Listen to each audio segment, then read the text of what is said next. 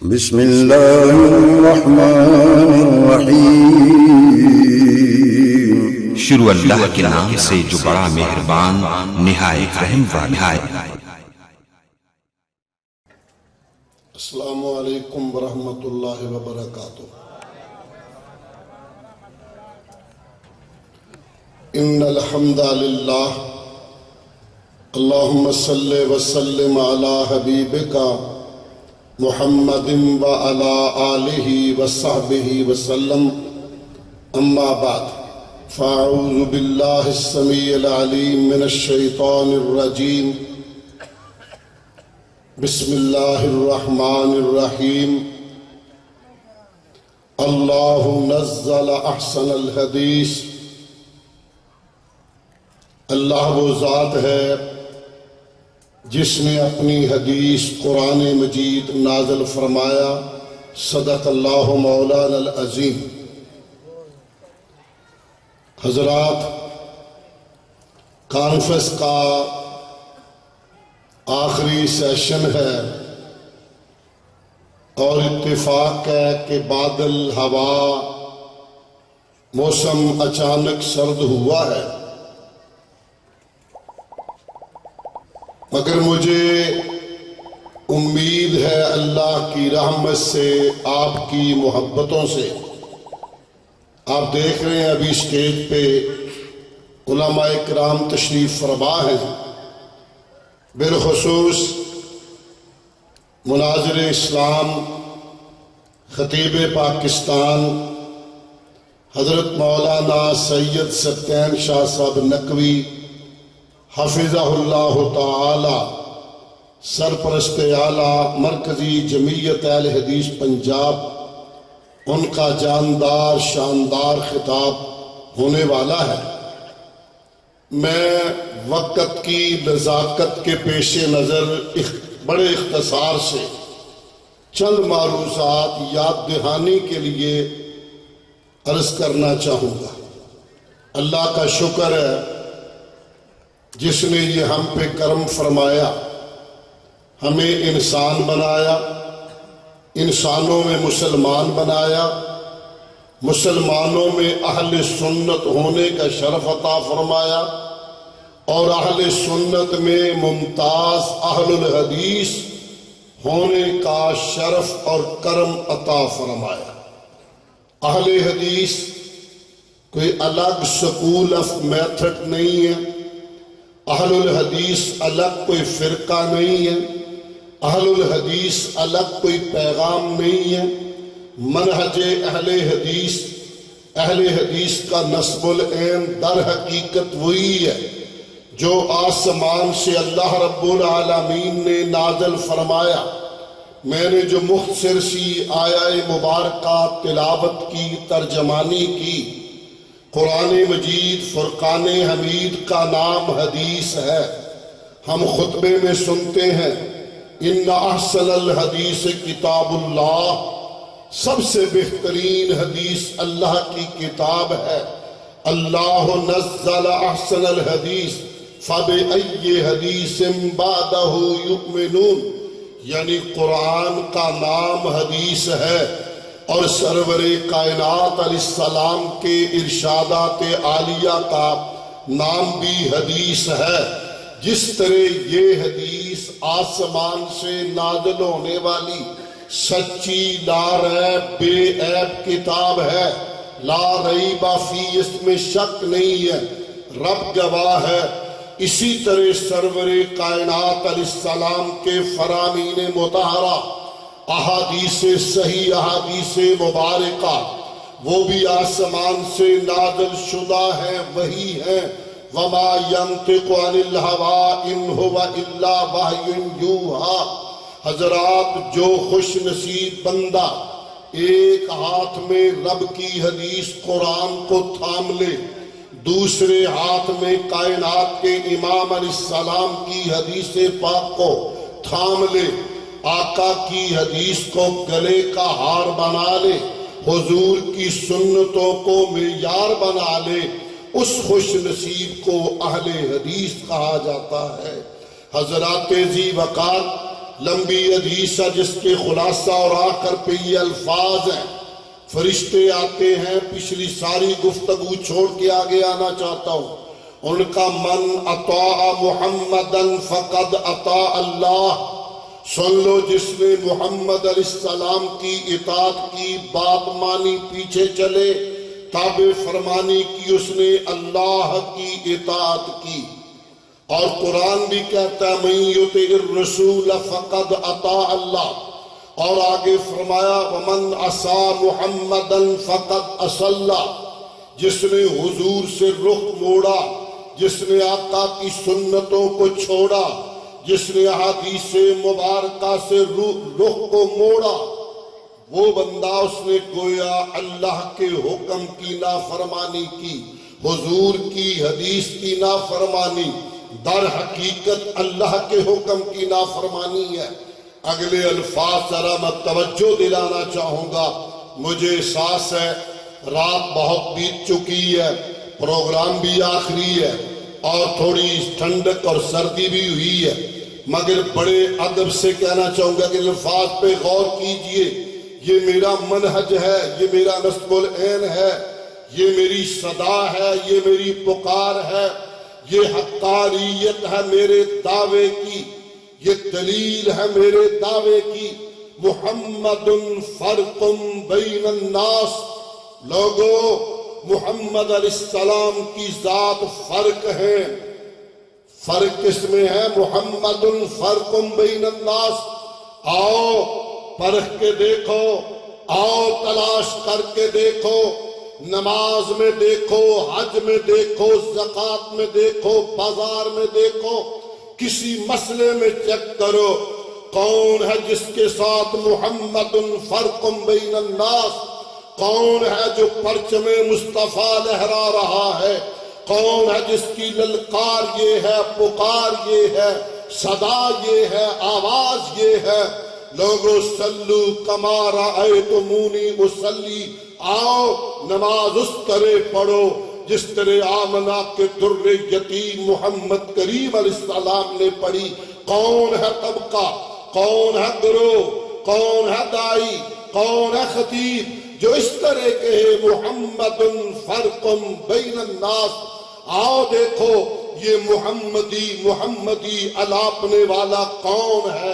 کون ہے جو سب سے رخ موڑ رہا ہے، مدینے والے سے رشتہ جوڑ رہا ہے؟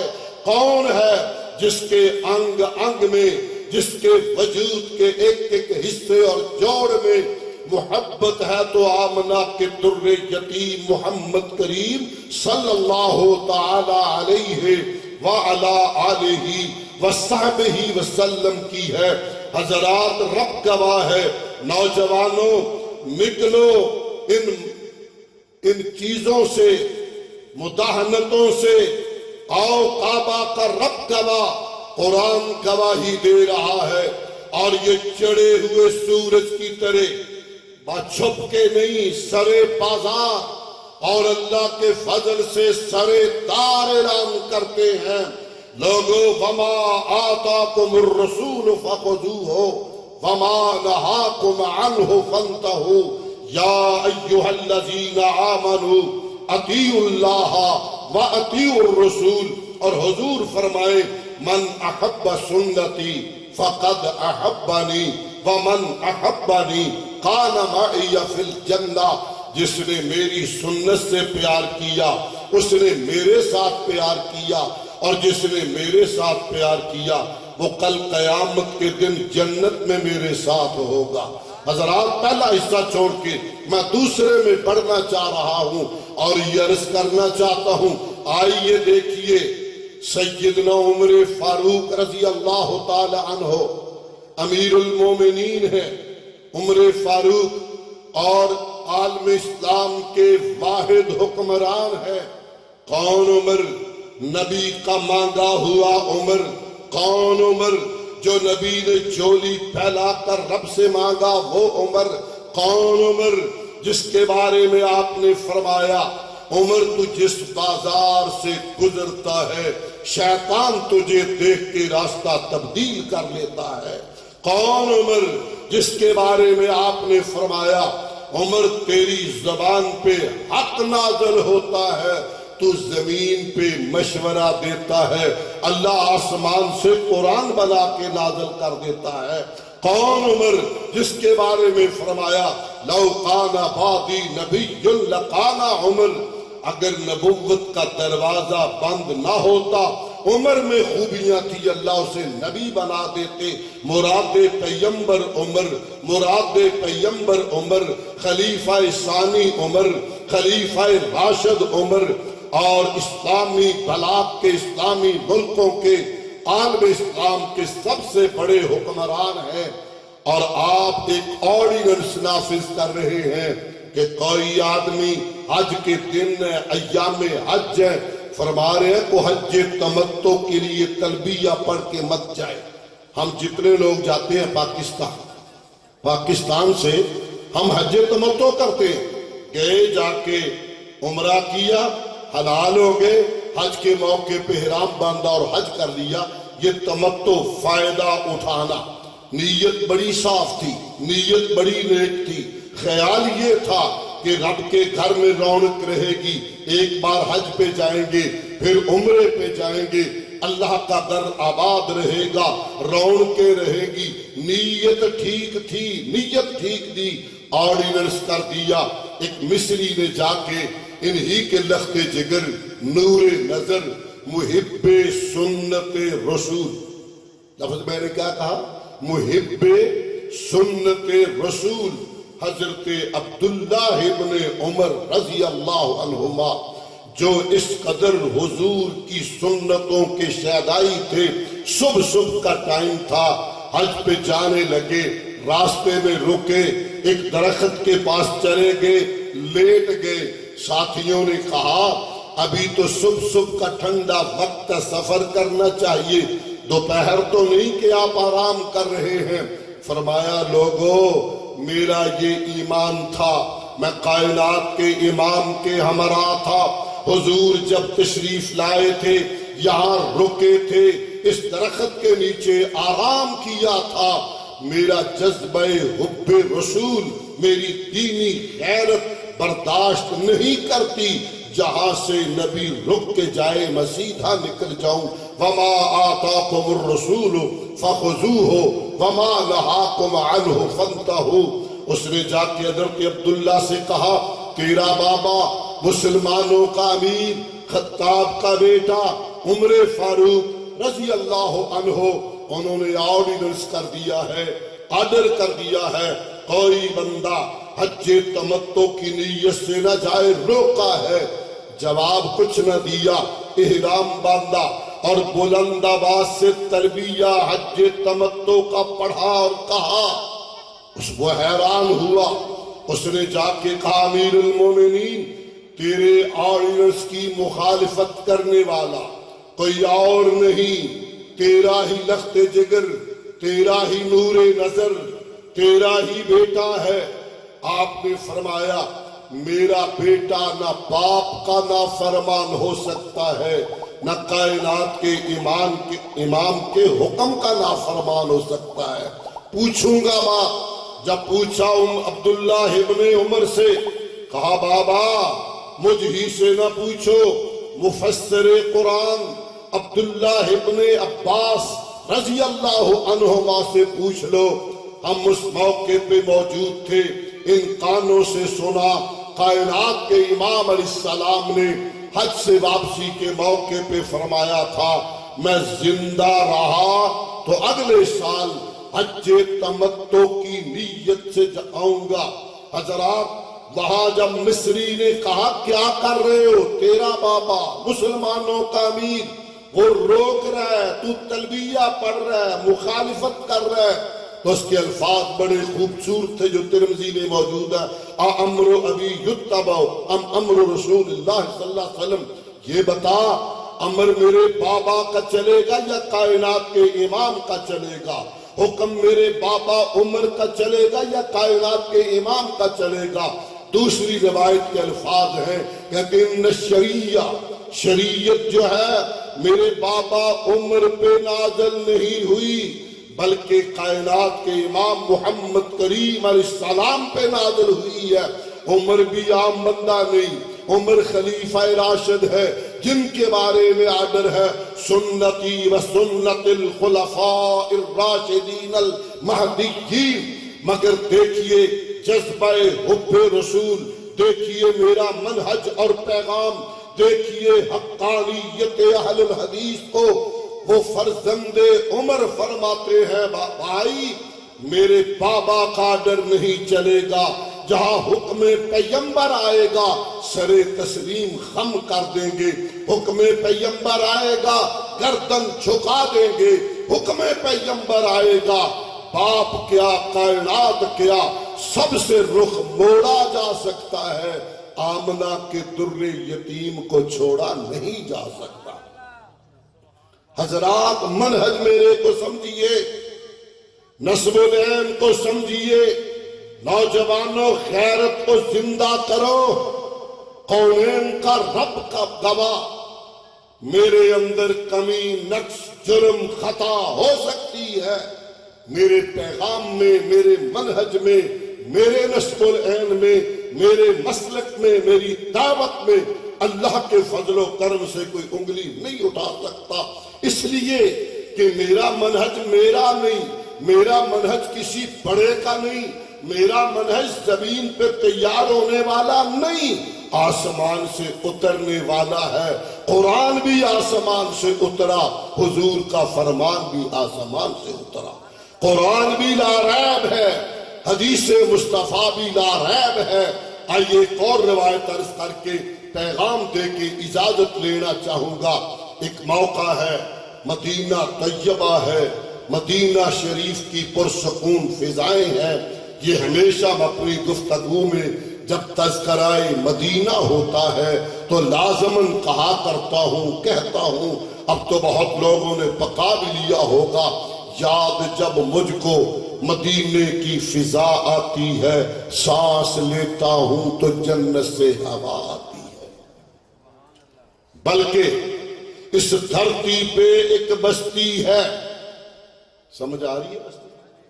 اس دھرتی پہ ایک بستی ہے، جس بستی میں وہ ایک ہستی ہے، جس بستی کے بسنے والوں سے میرے دل کی دنیا بستی ہے۔ حضرات ذی وقار مدینہ طیبہ ہے، کائنات کا امام ہے، امام اہل الحدیث ہے، صحابہ کا وہ سردار ہے۔ اللہ اکبر اللہ اکبر، جس محبوب نے فرمایا تھا جب پوچھا گیا کامیاب گروہ کون سا وہ لمبی حدیث، یہودی 73 میں بٹے، نصرانی 72 میں، وَسَتَفْتَرِقُ أُمَّتِي إِلَىٰ ثَلَاثٍ وَسَبْعِينَ فِرْقَةً، دوسری روایت ملہ 73 میں بٹے گی، كُلُّهُمْ فِي النَّارِ إِلَّا فِرْقَةً وَاحِدَةً، اور دوسری روایت میں إِلَّا مِلَّةً وَاحِدَةً۔ پوچھا من ہم یا رسول اللہ، پیارے وہ گروہ، وہ خوش نصیب، وہ طبقہ قسمت والوں کا کون کن کا ہوگا؟ آپ نے فرمایا تھا ما انا علیہ اليوم واصحابی، وہ منہج، وہ پیغام، وہ نسب العین، وہ عقیدہ، وہ سوچ، وہ فکر، وہ تحریک جس پہ آج میں ہوں اور میرے صحابہ ہیں، جس پہ میں ہوں اور میرے صحابہ ہیں۔ آپ آرڈر دیتے ہیں ایک گروہ کو، ایک لشکر کو روانہ ہونے کا، اور کہا عصر کی نماز تم نے فلاں جگہ پہ پہنچ جانا ہے، جمعے کا دن ہے۔ اس لشکر میں حضرت عبداللہ بن رواحہ رضی اللہ عنہ بھی موجود ہے۔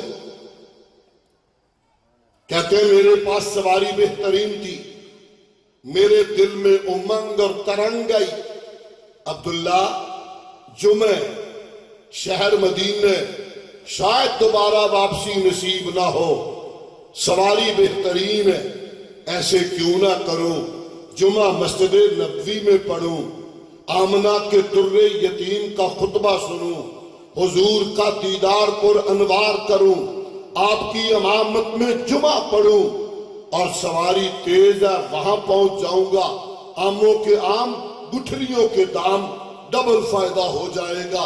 اس نیت سے بیٹھے کائنات کے امام علیہ السلام نے دیکھا، فرمایا عبداللہ تم یہاں کیسے بیٹھے ہو؟ روانہ نہیں ہوئے؟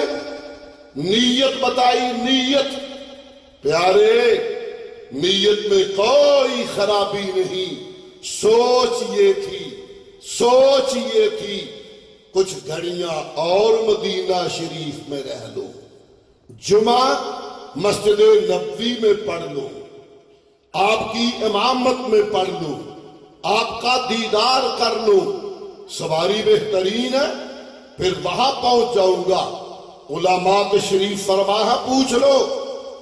آپ نے کیا فرمایا تھا؟ عبداللہ تو کچھ دیر اور مدینہ طیبہ میں رہا، تو نے میرا دیدار کیا، میرا خطبہ سنا، میری امامت میں جمعہ پڑھا، پر کائنات کا رب گواہ ہے، لو انفقت ما فی الارض جمیعا، اگر اللہ زمین و آسمان کے سارے خزانے تیرے حصے میں کر دے، تجھے عطا کر دے، تجھے دے دے، تو بانٹتا جائے، سخاوت کرتا جائے، تقسیم کرتا جائے، صدقہ کرتا جائے، بانٹتا جائے، لو انفقت ما فی الارض جمیعا، پوری زمین کے خزانوں کو رب کی راہ میں خرچ بھی کر دے، جمعہ بھی میرے پیچھے پڑا، دیدار بھی میرا کیا، جمعہ بھی مسجد نبوی میں پڑا، اللہ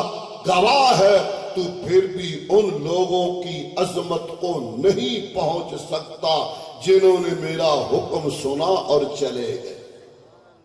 یہ ہے وہ میرا پیغام، یہ ہے دعوت اہل الحدیث۔ اور اس کی آخری گزارش، وقت زیادہ لیے جا رہا ہوں، سمیٹنا چاہتا ہوں، ایک آخری روایت پہ مشہور ہے، بارہا آپ نے سنی ہے، میں اسے ایک ترجمہ ہی نکالنا چاہتا ہوں۔ سیدنا عمر فاروق ہی کی بات چل رہی ہے رضی اللہ عنہ، آپ تورات کا ورق آپ کے پاس اور پڑھ رہے ہیں، صدیق اکبر بھی پاس ہے، کائنات کے امام علیہ السلام بھی تشریف فرمایا۔ حضور نے دیکھا میرا مرید ہی نہیں، میری مراد، میرا مانگا ہوا عمر، میرا امتی، میرا مقتدی کیا کر رہا ہے؟ قرآن ہے اور تورات پڑھ رہا ہے، حدیث ہے اور تورات پڑھ رہا ہے۔ چہرہ پر انوار کی رنگتیں بدل گئی، غصے میں آئے۔ سیدنا ابوبکر صدیق جو رمز شناس نبوت تھے، جن کی نظر بڑی عمیق اور گہری تھی، کندھے سے پکڑ کے ہلایا، فرمایا ثقلت امک یا عمر، عمر تیری ماں تجھے گم پائے۔ یہ عربی کا فقرہ تھا، کسی کو چونکا دینا، ہلا دینا، تڑپا دینا۔ ثقلت امک یا عمر، عمر تیری ماں تجھے گم پائے۔ حضور کے چہرے پر انوار کو نہیں دیکھ رہے ہو؟